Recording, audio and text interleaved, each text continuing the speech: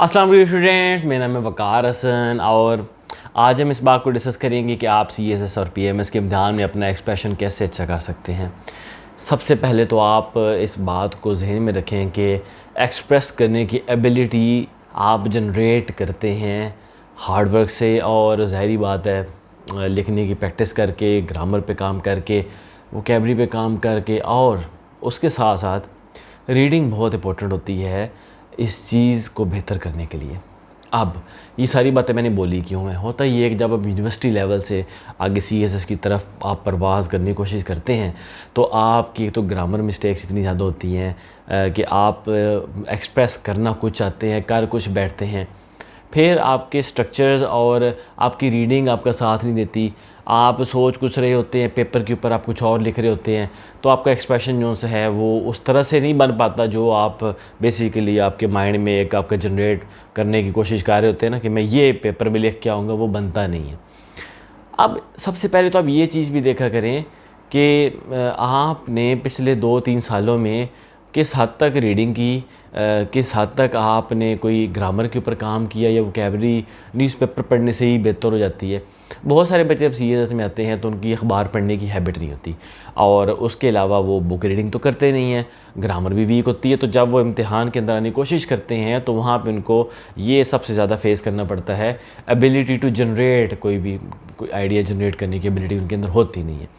तो आज मैं आपका ये मसला हल करूँगा, लेकिन एक बात ज़हन में रखें कि ये उन बच्चों के लिए ज़्यादा इंपॉर्टेंट है जिनका बैकग्राउंड बहुत वीक होता है। वो भी इम्प्रूव कर सकते हैं, इम्प्रूव तो हर शख्स कर सकता है, अल्लाह ताला ने एबिलिटी सबको दी होती है, लेकिन एक्सप्रेशन को कैसे बेहतर किया जाए ये मैं आपको थोड़ा सा समझाता हूँ इस वीडियो में। सबसे पहले तो आप रीडिंग किया करो। रीडिंग स्किल्स आपकी जितनी ज़्यादा बढ़ेंगी उतनी ज़्यादा आपके माइंड में स्ट्रक्चर्स बैठना शुरू होंगे। फॉर एग्ज़ाम्पल मैंने बुक खोली है जी, international conflict analysis in South Asia. अच्छा, अभी ये मैं बुक पढ़ रहा हूँ तो इसके अंदर से अगर मैं एक सेंटेंस पढ़ता हूँ तो मैं उसके स्ट्रक्चर्स को देखूँगा कि उसने किस तरह से एक्सप्रेस करने की कोशिश की है, तो वो मेरे माइंड में जाके बात बैठ जाएगी कि स्ट्रक्चर इसका इस तरह से बन सकता है सेंटेंस का। तो जब मैं एक्सप्रेस करने की कोशिश करूँगा तो मैं भी कोशिश करूँगा कि स्ट्रक्चर मेरा उस तरह का हो जिस तरह मैंने उस बुक में देखा, या जिस तरह से उसने यूज़ किया, या जिस तरह से उसने एम्फसाइज़ किया। तो बुक रीडिंग आपको इस तरह से चीज़ों को इम्प्रूव करती है कि रीडिंग करते हो आप बातें पिक करते हैं, और जब पिक करते हैं तो आप जब एक्सप्रेस करते हैं तो आप भी कोई कोशिश करते हैं कि उससे कोई नज़दीक या उस तरह की कोई बात आप उस स्टाइल से लिखने की कोशिश करें ताकि आपका बेहतर एक्सप्रेशन बनता चला जाए। तो बुक रीडिंग बहुत ज़रूरी होती है। जिस तरह मैंने एक बुक का जिक्र किया, इसी तरीके से मैं आपको ये एक और बुक है सैपियंस। अगर आप ये बुक पढ़ते हैं, इसके अंदर भी जो सेंटेंसेस लिखे हैं, जो जिस तरह से पंक्चुएशन यूज़ हुई है, या जिस तरह से फ्लोस ने बनाया सेंटेंसेस का, ये रीडिंग जो सी होती है ये आपको हेल्प करती है कि आप अच्छे तरीके से एक्सप्रेस कर सकें।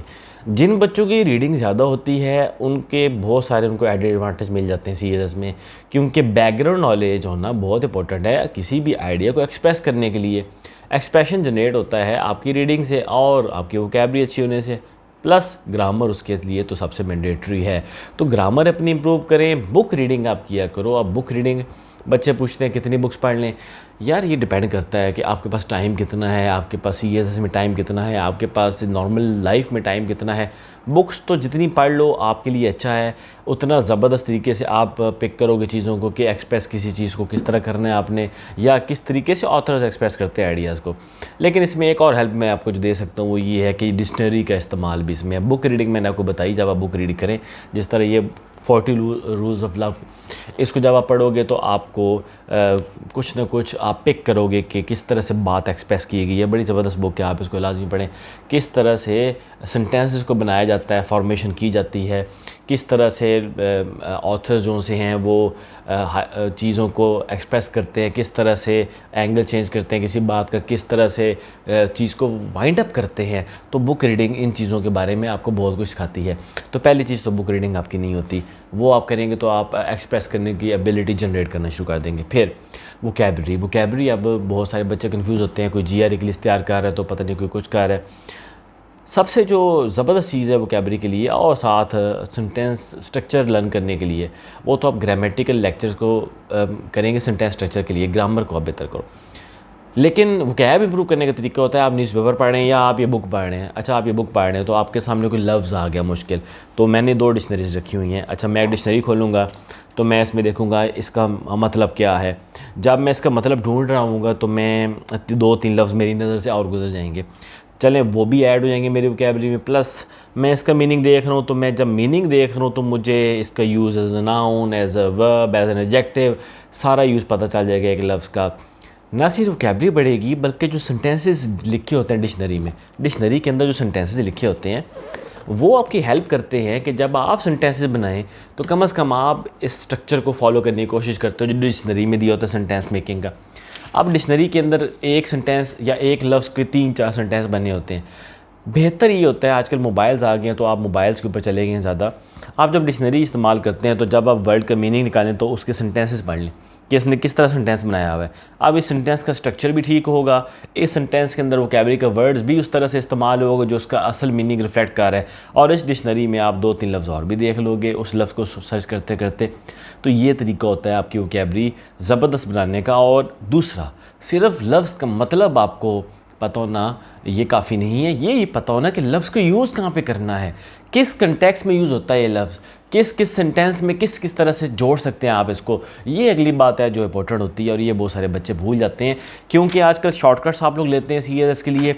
डिक्शनरी से आप मतलब नहीं देखते, डिक्शनरी उठाया करें, उसमें से लफ्ज़ निकाला करें, उसके सेंटेंस पढ़ा करें और देखा करें कि किस किस कैपेसिटी में वर्ड यूज़ हो सकता है, तो आपकी वोकैबलरी भी बेहतर होगी। आपको फिर जब आप एक्सप्रेस करोगे तो आप आसानी से एक्सप्रेस कर सकोगे अपने आइडियाज़ को। तो देखें, ये कोई भी विक्ट्री होती है ना उसके पीछे मेहनत होती है। अब उसके लिए ग्राउंड प्रिपेयर करना पड़ता है। आप लोग ग्राउंड प्रिपेयर किए बगैर जाते हैं CSS में। मैंने नहीं देखा बहुत सारे बच्चों का कि वो इस तरह से वोकैबलरी को डील करें या इस तरह से सेंटेंसेस की नेचर समझें या वर्ड्स के यूजेज को इस तरह से समझें। मैंने बहुत कम देखा है बच्चों के वो बुक रीडिंग करके चीज़ों को समझें और एक्सप्रेस करने के शौक़ जो होता है ना, कुछ शौक़ से भी होता है कि बच्चे देख रहे होते हैं कि सेंटेंस में किस तरह से एक्सप्रेस की है बात, या ऑथर्स किस तरह से एक्सप्रेस करते हैं, या किस चीज़ पे किस तरह स्ट्रेस डालते हैं, किस चीज़ से किस तरह निकलते हैं, किस चीज़ को वाइंड अप करते हैं। ये चीज़ें नोट करने वाली होती हैं, शौक़ की बात होती है। बुक रीडिंग के साथ साथ ये भी होना चाहिए कि आप बुक के अंदर उसकी स्ट्रक्चर्स, उसके फॉर्मेशन, सेंटेंसेस का यूजेज, पैराग्राफ स्टार्ट करना, पैराग्राफ को वाइंड अप करना, ये वो ऑब्जर्वेशंस होती हैं एक CSS स्टूडेंट की, जो कि उसको जब वो CSS में बियर होता है तो उसकी एक्सप्रेस करने की एबिलिटी को बढ़ाते हैं। अब बहुत सारे बच्चे कहते हैं कि 4 महीने में CSS हो सकता है, नहीं हो सकता। यार CSS 4 महीने 8 महीने की बात नहीं होती, डिपेंड करता है कि आपकी फाउंडेशंस किस हद तक सही थी, कितनी वीक थी, कितनी अच्छी थी। क्या एक बच्चा ये बुक रीडिंग या ये डिक्शनरी के थ्रू अपनी चीज़ें बेहतर करता है पहले, क्या आप फर्स्ट टाइम बुक उठा रहे हैं पढ़ने के लिए। तो एक्सप्रेशन और तैयारी और CSS ये चीज़ें हर शख्स के लिए डिफरेंट हैं। मे भी एक शख्स जो सा है वो यूनिवर्सिटी में गया तो उसने पहले दिन ही जाके न्यूज़पेपर पढ़ना शुरू कर दिया, डिक्शनरी का इस्तेमाल शुरू कर दिया, कोई एक बुक पढ़ना शुरू कर दी, तो 4 साल यूनिवर्सिटी के उसके गुजरे तो उसने एक्सप्रेशन डेवलप कर लिया अपना, साथ वो लिखता भी होगा कुछ ना कुछ। तो जब वो CSS तैयारी शुरू करने लगा तो उसका एक्सप्रेशन बेहतर हो गया। इसी तरीके से एक शख्स ने कुछ भी काम नहीं किया और उसने कहा चलो अब मैं CSS करता हूँ, तो ना डिक्शनरी उसने इस्तेमाल की, ना उसने डॉन या किसी नेशन से डिक्शनरी के मीनिंग इस तरह से देखे, ना उसने कोई बुक रीड की हुई है, तो उसने वही जो स्ट्रक्चर उसका यूनिवर्सिटी में था वही लेके CSS में आ गया, तो उसका एक्सप्रेशन वीक रहता है। तो एक्सप्रेस करने की एबिलिटी ये एक फैक्टर पर डिपेंड नहीं करती, आपकी रीडिंग पे, आपकी वोकैब पे, आपकी ग्रामर पर डिपेंड करती है। तो इन तीनों चीज़ों पे आप काम करोगे तो आपका एक्सप्रेशन बेहतर होगा। फिर एक्सप्रेस करने में डरते भी हैं बच्चे, ये एक बहुत बड़ा फियर होता है ऐसे राइटिंग। तो आपके पास जब ग्रामर आपकी अच्छी हो जाए, जब आपके पास आपकी रीडिंग यानी कि आपका बैकग्राउंड नॉलेज आपके पास हो, और जब आप लोग स्ट्रक्चर सेंटेंस के स्ट्रक्चर्स के ऊपर आपने काम किया हो, तो फिर ज़ाहिर बात है वोकैबलरी भी आपकी इस हद तक होनी चाहिए कि आप कोई चीज़, कोई आइडिया एक्सप्रेस करना चाहो तो लफ्ज़ भी हो ना आपके पास कि मैं इसको किस में लिखूँ। तो ये चीज़ें आपका कॉन्फिडेंस बूस्ट करती हैं, फिर आप जाके एक्सप्रेस करते हैं अपने आइडियाज़ को CSS में। जिनकी ये चीज़ें कमज़ोर होती हैं वो एक्सप्रेस करने में डरते हैं, और फिर एक्सप्रेस करते हैं तो कहना कुछ और चाहते हैं, कह कुछ और बैठते हैं। तो ये होता है आपके माइंड के अंदर जो बात होती है वो पेपर पे उतरती नहीं है उस तरह से जिस तरह से आप चाहते हैं। तो ज़ाहिरी बात है एग्जामिनर जब उसको पढ़ता है तो वो और तरीके से पढ़ता है, और ज़ाहिरी बात है फिर वो उसको पिक भी नहीं करता। तो एक्सप्रेशन आप बेहतर कर सकते हो, लेकिन ये चीज़ें जो मैंने आपको बताई हैं ये टाइम लेती हैं, और ज़ाहिरी बात है 2 दिन 4 दिन में नहीं होती, ये हैबिट होती है। मेरे ख़्याल से ये ज़्यादा हैबिट होती है बजाय इसके कि ज़्यादा आपका एक रूटीन हो।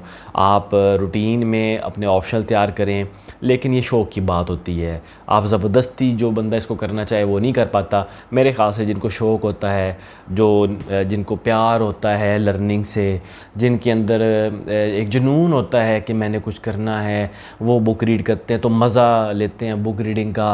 वो डिक्शनरी खोलते हैं तो उनको सब कुछ अच्छा लग रहा होता है, जिस तरह फूल आ जाए आपकी आंखों के सामने।